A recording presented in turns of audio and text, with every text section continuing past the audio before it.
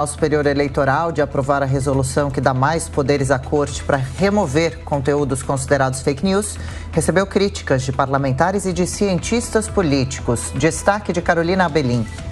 A resolução aprovada ontem por unanimidade no Tribunal Superior Eleitoral para agilizar a retirada do ar de conteúdos considerados fake news vem repercutindo entre políticos e especialistas. Com a nova medida, a retirada de conteúdo do ar após determinação do TSE deve ser feita em até 2 horas e na véspera da votação em até 1 hora. Outra mudança é que conteúdo falso replicado por outro veículo não precisa de nova ação judicial, podendo o TSE ampliar a decisão de remoção. Em entrevista à Jovem Pan, o cientista político Christian Lobauer criticou a ação. Todos nós sabemos que o trabalho do Tribunal Superior Eleitoral nunca é fácil, que é necessário manter a ordem, a democracia, a transparência e o equilíbrio nas campanhas eleitorais.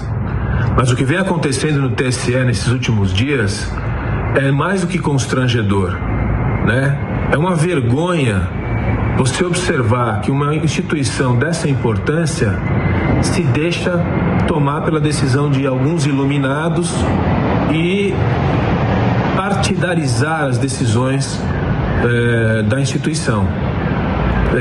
Se isso que está sendo decidido para combater fake news e termos inadequados, ou seja lá o que for, não se chama censura, eu não sei qual é o nome que se dá à censura. O deputado Marcel Van Hatten, do Novo, defendeu que, além de se manifestar, é preciso agir. É estarrecedor, foge a qualquer tipo de conceito de Estado de Direito, de devido processo legal, e nós precisamos reagir, e não é apenas nos manifestando, o que hoje já é grande coisa, porque a ameaça é enorme. A ameaça do Tribunal Superior Eleitoral é que qualquer decisão sua que seja questionada pode ensejar punições por parte da Corte, o que já é um absurdo e só existe em ditadura. Recém-eleito deputado com a maior votação do país, Nicolas Ferreira, do PL, diz acreditar que as decisões do TSE têm sido tendenciosas. Hoje no nosso país nós temos muito mais um relacionamento jurídico do que conhecimento jurídico sendo colocado em prática. Infelizmente, os tribunais têm se tornado assessoria jurídica em prol de um partido político. Me estranha muito com que os outros deputados que praticam fake news dia sim e dia com certeza ainda passam batidos sem nenhum tipo de punição, sem nenhum tipo de advertência, e os tribunais sempre quando vão aí censuram somente um lado. O senador Lazier Martins, do Podemos, disse que o assunto precisa ser discutido com urgência no Senado. O Superior Eleitoral não tem poderes para legislar e está legislando, inclusive na manhã de hoje, ao ampliar os poderes para continuar solapando, retirando manifestações. Isto é ilegal, é irregular. Então eu quero desde já fazer um apelo ao presidente do Senado, o senador Rodrigo Pacheco, para que marque sessões para o Senado nas próximas terça e quarta-feiras, porque nós estamos vivendo um momento de exceção no Brasil, um momento muito grave de transbordamentos, de atropelamentos profundos em vários dispositivos da Constituição. Já o senador Eduardo Gomes, líder do governo no Congresso, também faz críticas. Bruno Pinheiro.